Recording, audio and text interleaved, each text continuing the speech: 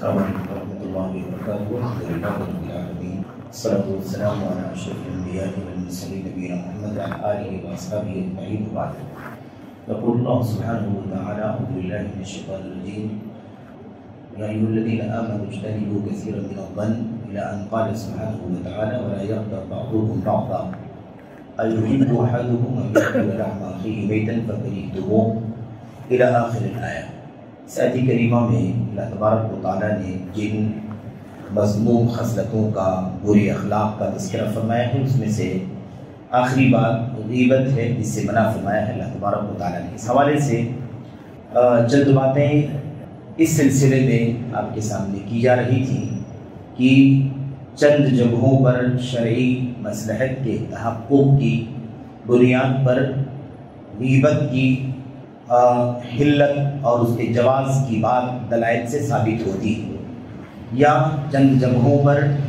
پیٹھ پیچھے برائی کرنے کو غیبت میں شمار نہیں کیا جاتا. اس میں سے تین باتیں آپ کے سامنے آ چکی ہیں. مزید 3 باتیں اور بھی جو باتیں آپ کے سامنے آئی ہیں اس میں ہے: نمبر 1 ظلم کی شکایت کرنا، نمبر 2 کسی کی پہچان کرانے کے لیے، تعریف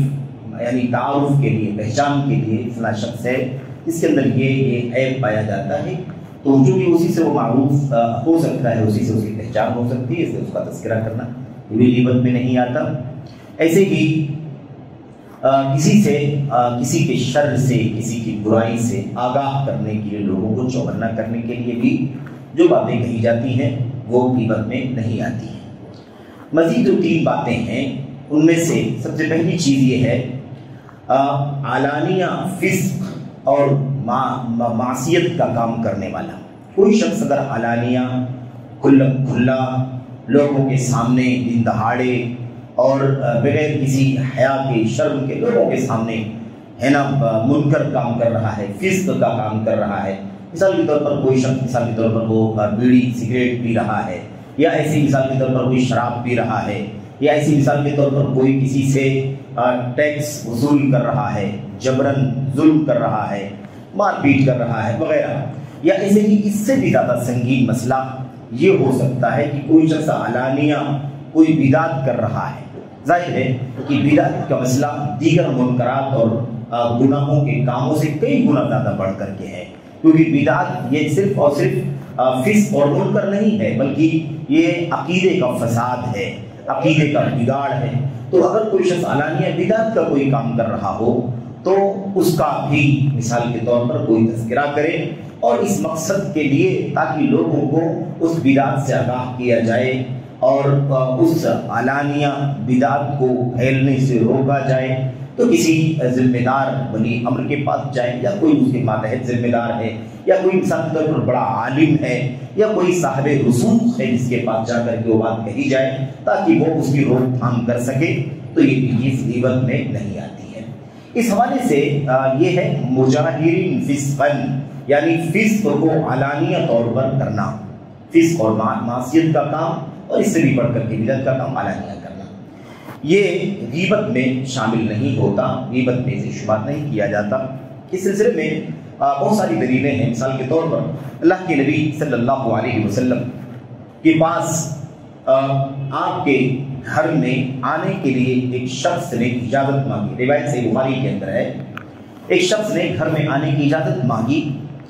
تو آپ صلی اللہ علیہ وسلم نے پوچھا کہ کون ہے؟ لوگوں نے بتایا فلاں ہے. لوگوں نے بتایا کہ یہ فلاں ہے. آپ علیہ السلام نے فرمایا اذنوا له بئس اخو العشیرہ یا بئس ابن العشیرہ. آپ علیہ السلام نے فرمایا کہ اسے اندر آنے کی اجازت دے دو، قبیلے کا یہ آدمی بہت برا ہے، قبیلے کا یہ آدمی بہت برا ہے، قبیلے کا یہ شخص بہت برا ہے. اس قبیلے کا یہ آدمی ہے جس کے بارے میں تم نے بتایا کہ وہ اندر داخل ہونے کی، اندر میرے پاس آنے کی اجازت چاہتا ہے. آپ نے فرمایا کہ اسے اندر آنے کی اجازت دے دو، بئس اخو العشیرہ، یہ بہت برا آدمی ہے. بہرحال جب وہ شخص اندر داخل ہوا، اللہ کے نبی صلی اللہ علیہ وسلم نے اسے یعنی کہہ دیجیے کہ عام بات چیت کی اور اس کے ساتھ اچھا رویہ پیش کیا. تو بہرحال جب گفتگو ہو گئی اور وہ شخص چلا گیا، ام المؤمنین عائشہ صدیقہ رضی اللہ تعالیٰ عنہا نے اللہ کے نبی علیہ السلام نے سے کہا اے اللہ کے نبی یہ شخص جب داخل ہونے والا تھا تو آپ نے فرمایا کہ بہت برا آدمی ہے، یہ شخص بہت ہی برا آدمی ہے، اور پھر اس کے بعد جب وہ اندر آ گیا اور آپ سے ملاقات کی، آپ سے بات کرنے لگا، تو آپ نے اس کے ساتھ اچھی بات کی، آپ نے اس کو کوئی ڈانٹ تنبیہ نہیں کی، آپ نے زجر نہیں کیا اسے، مثال کے طور پر کسی چیز پر اسے کوسا نہیں، ملامت نہیں کیا. تو ایسا کیوں؟ تو اللہ کے نبی صلی اللہ علیہ وسلم نے اما عائشہ رضی اللہ تعالیٰ عنہ سے کہا، یا عائشہ متى وجدتنی فاحشا، متى وجدتنی فاحشا، بھلا تم نے مجھے کب فاحش پایا ہے، فحش کام کرنے والا یا فحش بات بولنے والا مجھے تم نے کب پایا ہے؟ میں تو ایسا کبھی نہیں کرتا. اور اس کے بعد اللہ کے نبی علیہ السلام نے فرمایا، ان من شر الناس منزلة عند الله يوم القيامة من تركه الناس اتقاء فحشه، یا اتقاء شرہ، قیامت کے دن سب سے بہترین آدمی وہ ہوگا درجے کے اعتبار سے اللہ تبارک و تعالیٰ کے ہاں جس کی بد زبانی اور جس کی فحاشی یا جس کی کچی زبان کی وجہ سے لوگوں نے اسے چھوڑ دیا ہو، لوگ اسے کنارہ کشی اختیار کرتے ہوں. تو یہ تو میں کبھی نہیں کر سکتا، ایسا میں نے کبھی نہیں کیا. تو نے مجھے کب پایا کہ میں اس کے سامنے اور اسے گندی گندی باتیں اس سے بولتا، یا اس سے میں پوری پوری زبان پر کچی کچی باتیں اس سے بات بیان کرتا؟ یہ تو نے مجھے کبھی نہیں پایا ہے، اس لیے ایسا میں نہیں کر سکتا، اور یہ چیز قابل عیب ہے. لیکن میں نے جو اس کے بارے میں کہا بیسا اخو العشیرہ، یہ قبیلے کا جو آدمی ہے، قبیلے کا بہترین آدمی ہے، برا آدمی ہے، یہ میں نے اس لیے کہا ہے کیونکہ یہ اس کی حقیقت ہے. یہ علانیہ طور پر فحش کام کرتا ہے، علانیہ طور پر فسق کرتا ہے، جرم کرتا ہے، برائیاں کرتا ہے. اس لیے میں نے آگاہ کر دیا ہے جو لوگ یہاں پر موجود ہیں، یہ میری ذمہ داری تھی. یا علیہ السلام نے فرمایا. اس سے ثابت کیا ہے امام بخاری رحمۃ اللہ علیہ نے کہ جو لوگ فسق کرنے والے ہیں، علانیہ یا ایسی جرائم کرنے والے ہیں، بدعت کرنے والے ہیں، یا مثال کے طور پر اور اس انداز کا کوئی کام جو علانیہ ہوتا ہے، سب کے سامنے کیا جاتا ہو، ایسا کرنے والوں کی غیبت کرنا غیبت نہیں ہے. ایسے لوگوں کی پیٹھ پیچھے برائی کرنا یہ غیبت کے دائرے میں نہیں آتا. امام بخاری رحمۃ اللہ علیہ نے باقاعدہ اس سے یہ مسئلہ مستنبط کیا ہے صحیح بخاری کے اندر. تو ایک دلیل تو یہ ہے، آپ نے دیکھا کہ ایک شخص جو علانیہ طور پر فاسق ہے، آپ علیہ السلام نے اس کے پیٹھ پیچھے اس کی برائی لوگوں کے سامنے کی، اور یہ چیز جائز ہے. کیوں؟ اس لیے کہ وہ اس کا فسق اور اس کی بدعملی چھپی ہوئی نہیں ہے کہ لوگوں کے سامنے کھول کر کے بیان کی جا رہی ہے، اور اس کے اندر کی چیز کو نکال کر کے ٹوہ میں پڑا جا رہا ہے، یا اس کے راز کو راز کی گہرائی تک جانے کی کوشش کی جا رہی نہیں. وہ علانیہ فاسق اور بد کردار شخص تھا، تو آپ علیہ السلام نے اس طرح کی بات فرمائی.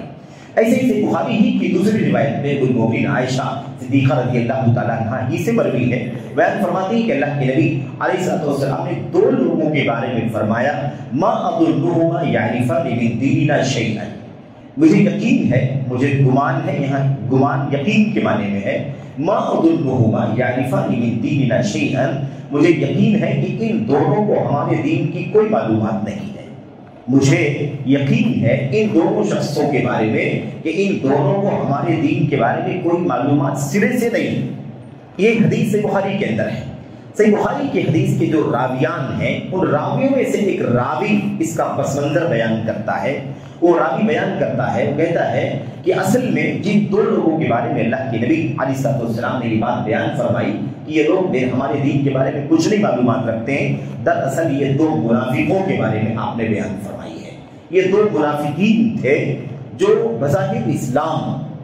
کا چہرہ، اسلام کی ظاہری شبیہ اور مسلمانوں کے سامنے، سب کے سامنے مسلمانوں جیسا رہن سہن رکھا کرتے تھے، لیکن ان کے یہاں نفاق تھا. ظاہر ہے کہ معاملہ وحی الہی کا ہے. اللہ کے نبی صلی اللہ علیہ وسلم کو اللہ تعالیٰ کی طرف سے وحی کی روشنی میں کوئی بھی بات بتائی جا سکتی ہے. تو آپ علیہ السلام نے فرمایا، لوگوں کے سامنے بیان فرمایا، ان دونوں لوگوں کے بارے میں مجھے یقین ہے کہ ان دونوں کو ہمارے دین کے بارے میں کوئی معلومات نہیں. یعنی کیا مطلب؟ یہ لوگ حقیقت میں دین اسلام سے وابستہ نہیں ہیں، ظاہر میں یہ لوگ اپنے آپ کو مسلمان ثابت کرتے ہیں. تو وہ کہنے کا مطلب یہ ہے کہ یہ دیدہ دلیری ہے، نفاق، یہ کھلم کھلا، یعنی کہہ لیجیے کہ ایک جرت ہے کہ آدمی ہے نہیں مومن لیکن لوگوں کے سامنے اپنے آپ کو ایمان والا ظاہر کرتا ہے. تو بہرحال یہ جو ہے یہ جو حدیثیں ہیں دونوں، اس طرح کی اور بہت ساری حدیثیں، بہت سارے ایسے شواہد، ایسے واقعات اور نصوص موجود ہیں جس سے پتہ چلتا ہے کہ علانیہ کوئی جرم یا علانیہ کوئی منکر اگر کرنے والا ہو، فسق کرنے والا ہو، تو ایسی صورت میں اس کا تذکرہ کرنا غیبت میں داخل نہیں ہوتا، غیبت میں شامل نہیں ہوتا۔ یہ ہے چوتھی وہ قسم جو غیبت میں نہیں آتی ہے۔ پانچویں جو قسم ہے وہ ہے فتویٰ پوچھنے والا۔ اگر کوئی شخص فتویٰ پوچھتا ہے، جس کے بارے میں فتویٰ پوچھ رہا ہے، ظاہر ہے کہ اس کی حالت تو آ کر کے مفتی کے سامنے بیان کرنا پڑے گا کہ وہ فلاں شخص کیا کر رہا ہے، فلاں سے اسے کیا شکایت ہے، اس نے گالی دی ہے، اس نے مارا ہے، ہڑپ کیا ہے، زیادتی کی ہے، ناانصافی کی ہے، ظلم کیا ہے۔ ظاہر ہے کہ آ کر کے مفتی کے سامنے وہ مستفتی اپنی بات پیش کرے گا، اور جو فریق ہے اس کا سامنے اس سے جو شکایت ہے، جس کے بارے میں سوال کرنا چاہتا ہے، فتویٰ پوچھنا چاہتا ہے، ظاہر ہے کہ بیان کرنا پڑے گا، تبھی مفتی اسے جواب دے سکے گا۔ تو مستفتی یعنی سوال کرنے والے کے لیے بھی یہ چیز جائز ہے، غیبت میں نہیں آتا۔ مثال کے طور پر اس حوالے سے بھی کئی ایک روایتیں سے بخاری ہی کے اندر نبی کریم صلی اللہ علیہ وسلم سے روایت مروی ہے، اور غالباً راویہ ام المؤمنین عائشہ صدیقہ رضی اللہ تعالی عنہا ہی ہیں۔ وہ بیان کرتی ہیں کہ ہند رضی اللہ تعالیٰ عنہ، جن کو ہم ہندہ کہتے ہیں اردو میں، ابو سفیان رضی اللہ تعالیٰ عنہ کی بیوی زوجہ،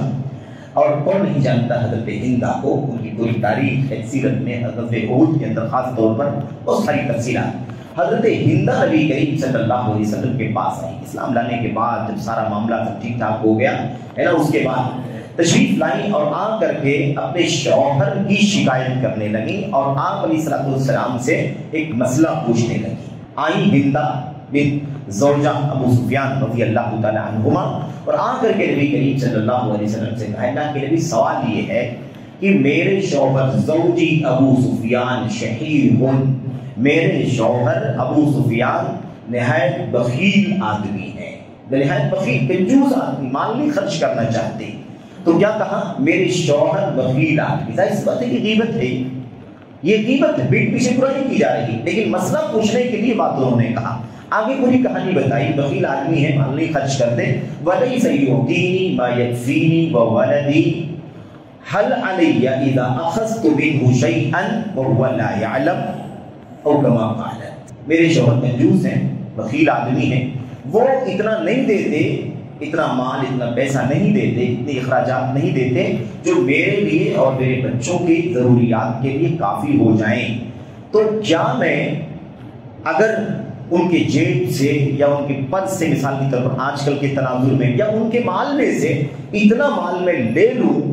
جو میرے لیے اور میرے بال بچوں کے لیے کافی ہو جائے، اس حال میں کہ انہیں علم نہ ہو، ان کی لا علمی میں معلومات نہیں ہے انہیں، میں چوری یعنی بلا علم کے میں ان سے لے لوں، تو کیا یہ میرے لیے جائز ہے؟ اللہ کے نبی علیہ السلام کی یہ مسئلہ ہے میرے ساتھ، تو آپ بتائیے کہ مجھے کیا کرنا چاہیے؟ یہ ہے میرے شوہر کی حالت اور یہ مسئلہ ہے میرے ساتھ۔ تو اللہ کے نبی صلی اللہ علیہ وسلم نے فرمایا، خُذِي مَا يَكْفِيكِ وَوَلَدِكِ بِالْمَعْرُوفِ، کوئی بات نہیں ہے، تم اتنا اپنے شوہر کے مال سے لے سکتی ہو جتنا تمہاری ضروریات کے لیے اور تمہاری بچوں کی ضروریات کے لیے کافی ہو جائے۔ یہ صحیح بخاری کی روایت۔ اللہ کے نبی صلی اللہ علیہ وسلم نے یہاں پر صراحت کے ساتھ، آپ دیکھیے، آپ نے یہ ایک لفظ بھی نہیں کہا کہ تم لیکن جو یہ بات ہے اپنے شوہر کے بارے میں آ کے بیان کر رہی ہو، غیبت کر رہی ہے، ایسا کرنا تمہارے درست۔ ظاہر سی بات ہے کہ کوئی بھی اگر فتویٰ پوچھنے کے لیے آئے گا یا کوئی قاضی کے پاس اپنا مسئلہ قضیہ لے کر کے آئے گا تو ظاہر ہے کہ وہ حالت بیان کرے گا، تبھی جا کر کوئی فیصلہ اس کو مل سکے گا یا کوئی فتویٰ اس کو مل سکے گا۔ اس لیے مستفتی بھی جو آ کر کے، لیکن یاد رہے کہ یہ فتویٰ پوچھ دینے والے یا جو عالم ہے، جو مفتی ہے، جو صاحب علم ہے، قاضی ہے، اس کے پاس ہی یہ بات ذکر کرے گا تو اسے اس بات کی اجازت ہوگی کہ وہ غیبت میں شامل نہ ہو۔ لیکن اگر وہ کسی دوسرے، تیسرے، چوتھے، پانچویں سے اگر بیان کرے کوئی بھی ہو تو ظاہر ہے کہ وہ چیز کیا ہوگی؟ وہ 100% غیبت میں شمار ہوگی، اور جو وعیدیں غیبت کرنے والوں کے سلسلے میں روایات میں آئی ہوئی ہیں وہ ساری کی ساری چیزیں اس میں شامل ہو جائیں گی اور وہ لاحق ہوں۔ تو یہ پانچویں چیز ہے کہ اگر کوئی مستفتی ہے، فتویٰ پوچھنے والا ہے، تو وہ غیبت میں شامل نہیں ہوتا۔ آخری، چھٹی اور آخری چیز ہے وَمَنْ طَلَبَ الْإِعَانَةَ فِي إِزَالَةِ مُنْكَرٍ، وہ شخص جو کسی منکر کا ازالہ کرنے کے لیے، کسی برائی کا خاتمہ کرنے کے لیے مدد طلب کرنے کے لیے آئے کہ چلو ذرا مدد کرو، یہ برائی بہت عام ہو چکی ہے، آپ کو بتانے اس لیے آیا ہوں کہ چلیے ذرا مل کر کے، یا چلیے آپ جو ہے، آپ کو طاقت ہے، اس منکر کا آپ خاتمہ کر دیجئے، ہٹا دیجئے، ڈانٹ دیجئے، منع کر دیجئے، تنبیہ کر دیجئے وغیرہ۔ تو منکر کا ازالہ کرنے کے لیے اگر کوئی مدد طلب کرنے کے لیے آتا ہے تو ظاہر ہے کہ وہ برائی کرے گا، بتائے گا حالت کو کہ وہاں کیا چل رہا ہے، اس منکر کی صورت حال بدلائے گا، تبھی جا کر کے اس منکر کے ازالے کی کوئی سبیل نکل سکے گی اور اس کی مدد کے لیے کوئی کھڑا ہو سکے گا۔ تو ایسے شخص کو بھی غیبت کرنے والوں میں شامل نہیں کیا جاتا اور یہ بھی غیبت سے خارج ہے۔ اس حوالے سے نبی کریم صلی اللہ علیہ وسلم کی روایتیں موجود ہیں اور بھی بہت سارے آثار ہیں، بہت سارے نمونے ہیں۔ بہرحال مشہور جو اس سلسلے میں دلیل آسانی سے ہم سب سمجھ سکتے ہیں وہ ایک واقعہ ہے جو صحیح بخاری کے اندر موجود ہے، حضرت زید بن ارقم رضی اللہ تعالیٰ عنہ سے مروی ہے۔ زید بن ارقم رضی اللہ تعالیٰ عنہ بیان فرماتے ہیں، کہتے ہیں کہ ہم نبی کریم صلی اللہ علیہ وسلم کے ساتھ کسی سفر میں تھے، اللہ کے نبی کے ساتھ کسی سفر میں تھے، اور ہوا یہ کہ راستے میں ہمیں سخت مشقت کا سامنا کرنا پڑا دھوپ پیاس کے اعتبار سے، یعنی حالت کچھ ایسی ہو گئی کہ جو کچھ کھانے پینے کے لیے تھا ہم لوگوں کا ستو کھجور وغیرہ وہ ختم ہو گیا اور اس کے بعد کچھ رہ نہیں گیا اور کھانے کے لیے کچھ میسر نہیں تھا، بہت مشکل سے بڑی پریشانی سے ہمیں گزرنا پڑا، اور اس نازک موقع کا فائدہ اٹھاتے ہوئے ہماری اس سفر میں عبداللہ بن ابی بن سلول جو رئیس المنافقین ہے وہ بھی تھا۔ ظاہر ہے کہ جو بھی منافق تھا وہ مومن تو تھا نہیں، لوگوں کی نگاہوں میں مومن تھا لیکن حقیقت میں وہ منافق تھا، اسی منافق کہا جاتا ہے۔ بہرحال تو اس نے جب یہ دیکھا کہ یہ لوگ بڑی پریشان ہیں اور بہت مشکلوں میں ہیں، تو اس وقت اس نے خود اپنے جو ساتھی اور جو منافقین تھے ان سے اس نے کہا لا تنفقوا علی من عند رسول اللہ حتی ينفضوا، یہ لوگ بہت مشکل میں ہیں، یہ لوگ بہت مشکل، اور لوگوں کے سامنے کہہ دیا، اس نے کہہ دیا کہ دیکھو یہ لوگ ہیں بہت مشکل میں، لیکن محمد کے ساتھیوں پر خرچ نہیں کرنا، انہیں کچھ دینے کی کوشش نہیں کرنا کہ ان کی مشکل حل ہو جائے، کہ چلو اپنا تھیلا کھول کر کے یہ لوگ کھا لو، یہ ہمارے پاس ہے، چلو اس سے گزارا کر لو، یہ ہمارے پاس ہے، اس سے ہے نا اپنی بھوک مٹا لو۔ کوئی بھی لا تنفقوا علی من عند رسول اللہ، رسول کریم صلی اللہ علیہ وسلم کے پاس جو آپ کے ساتھی ہیں ان ساتھیوں کے اوپر کچھ بھی خرچ نہیں کرنا، حتی ينفضوا، یہاں تک کہ یہ سب کے سب چھٹ جائے نبی کریم صلی اللہ علیہ وسلم سے، یعنی جب پریشانی سے گزریں گے، تکلیف اٹھائیں گے، برداشت نہیں کر سکیں گے تو تیر ملا کر کے جھلا کر کے اپنے ساتھ نبی ساتھی کا، اپنے نبی کا ساتھ چھوڑ کر کے الگ تھلگ ہو جائیں گے،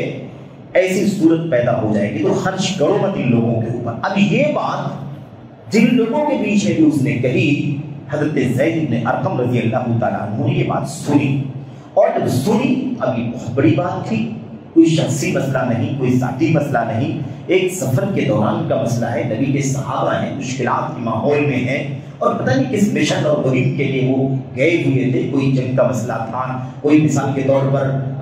کسی قبیلے کی سرکوبی کرنے کا مسئلہ تھا، وغیرہ وغیرہ، کوئی بھی چیز ہو سکتی ہے، وہ عہد رسالت کی بات ہے۔ تو بہرحال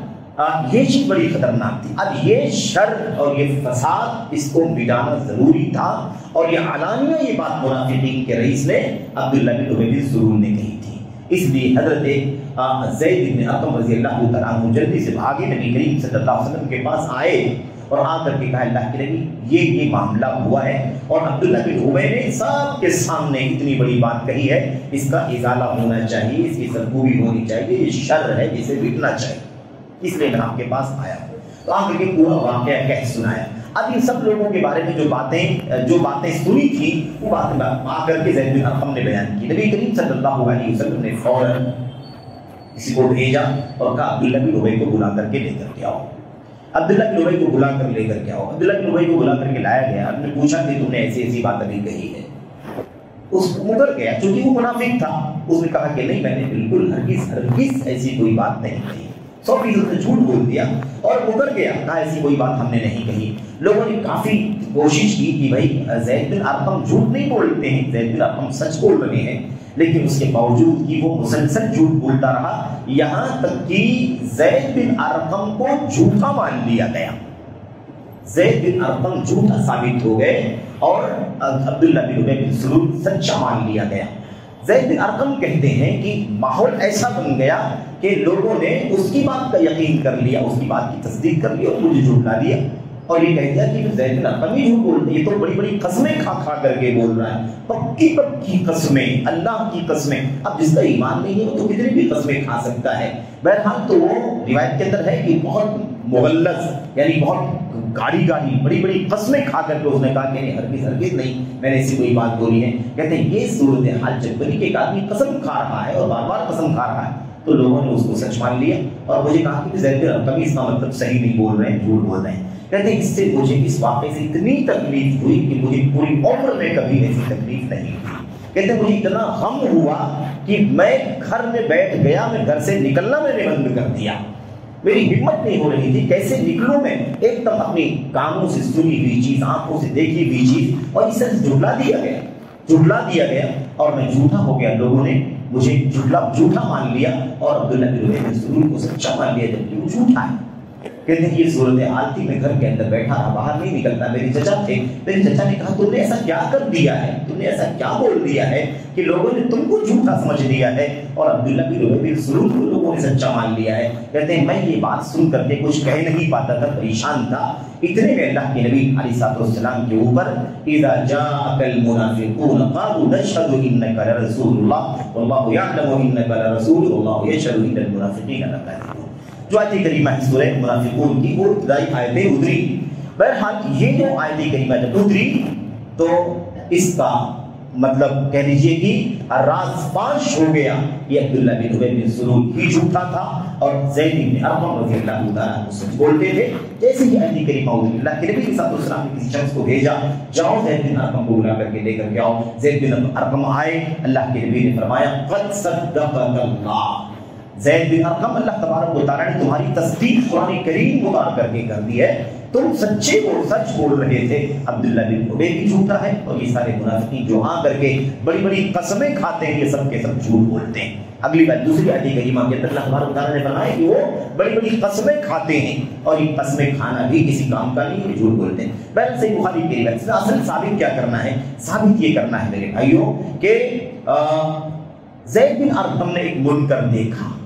اس منکر کا ازالہ کرنے کے لیے آ کر کے اللہ کے نبی کے پاس ان لوگوں کی غیبت کی، یعنی پیٹھ پیچھے برائی کی، جو کچھ بھی برائی سنی تھی دیکھا تھا اسے آ کر کے بیان کیا۔ تو اس طرح سے کسی ذمہ دار کے سامنے، کسی رسوخ والے کے سامنے، کسی صاحب علم کے سامنے ہے نا، جو اس میں بہرحال منکر کے ازالے میں کوئی کردار ادا کر سکتا ہو، اس کے پاس آ کر کے یہ باتیں کہی جائیں پیٹھ پیچھے، اسے غیبت میں شامل نہیں کیا جاتا۔ اس کے اور بہت ساری مثالیں ہیں، ایک مثال اور بھی بطور اشارہ میں آپ کے سامنے ذکر کر دوں۔ وہ مشہور واقعہ سنن دارمی کا ہے نا، حضرت ابو موسیٰ اشعری رضی اللہ تعالیٰ عنہ جو کوفہ کی جامع مسجد کے اندر حلقے بنا کر کے 100 مرتبہ سبحان اللہ، 100 مرتبہ الحمدللہ، 100 مرتبہ اللہ اکبر، 100 مرتبہ لا الہ الا اللہ جو کہلوانے والے کہلوا رہے تھے، اس منظر کو دیکھا تھا ابو موسیٰ اشعری نے، تو آئے تھے حضرت ابو سعید خدری، حضرت عبد الرحمن، حضرت عبداللہ بن مسعود رضی اللہ تعالیٰ عنہ کے پاس، اور ان سے آ کر کے شکایت کی، کہا یہ منکر میں نے اپنے آنکھوں سے دیکھا ہے اور میں نے خود تو نہیں روکا، نہیں ٹوکا، میں نے سوچا کہ آپ چل کر کے اس کی روک تھام کریں۔ اور پھر اس کے بعد آپ نے تھوڑا واقعہ آپ جانتے ہیں، آ کر کے ساری گفتگو ہوئی، جب لوگوں سے پوچھا کہ سب تم نے کیا کر رکھا ہے، یہ کیا کر رہے ہو تم لوگوں نے کہا تھا کہ ہم تو صرف بھلائی چاہتے ہیں، اجر و ثواب کے لیے سے تسبیحات اذکار کر رہے ہیں۔ تو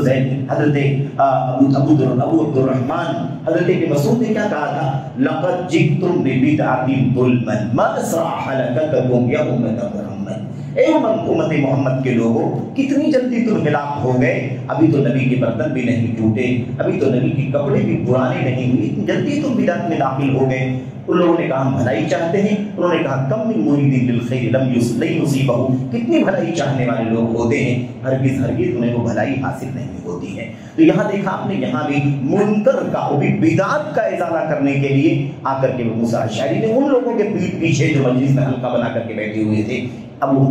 عبد الرحمن ابن مسعود رضی اللہ تعالیٰ عنہ کے پاس آ کر کے اس کی شکایت کی۔ تو بہن یہ 6 جگہیں ہیں جہاں پر غیبت کو غیبت شمار نہیں کیا جاتا، یا پیٹھ پیچھے برائی کو، پیٹھ پیچھے مذمت کو